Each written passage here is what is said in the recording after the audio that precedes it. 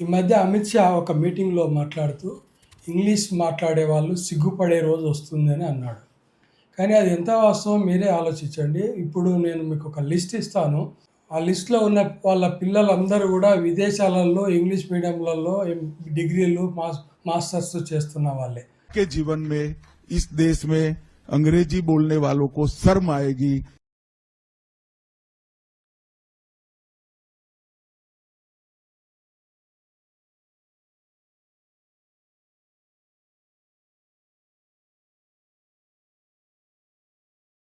ముఖ్యంగా అందులో ప్రముఖుల పేర్లు ఉన్నాయి చూడండి.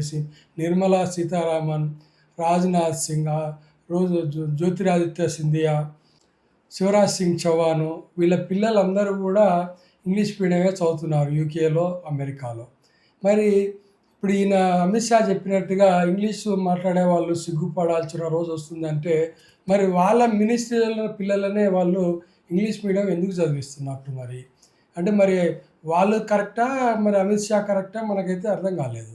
ఏదైనా సరే ఇంటర్నేషనల్‌లో ఇంగ్లీష్‌కున్న ప్రాముఖ్యత అందరికీ తెలిసిన విషయమే. ఈరోజు మనం ఆంధ్రప్రదేశ్‌లో, తెలంగాణలో ఇంగ్లీష్ మీడియం స్కూల్ పెట్టాలని కొట్లాడుకుంటున్నాం.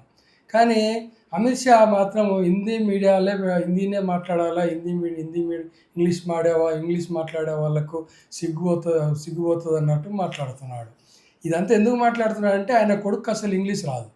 ఆళ్ళ అబ్బాయి ఆయన శక్తితోటి, ఆయనకున్న పవర్ తోటి ఐసీసీ ప్రెసిడెంట్ అయ్యిండు. ఇంటర్నేషనల్ క్రికెట్ కౌన్సిల్ అంటే ఇంగ్లీష్ రావాలి.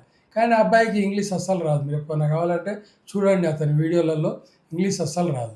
మరి దానితోటి మా అబ్బాయికి ఇంగ్లీష్ రాదు కాబట్టి అందరికి ఇంగ్లీష్ రావద్దని చెప్పి ఏమన్నా అమిత్ షా ఇట్లా మాట్లాడుతున్నాయేమో నాకైతే తెలియదు. కానీ అలా మాట్లాడడం మాత్రం కరెక్ట్ కాదండి.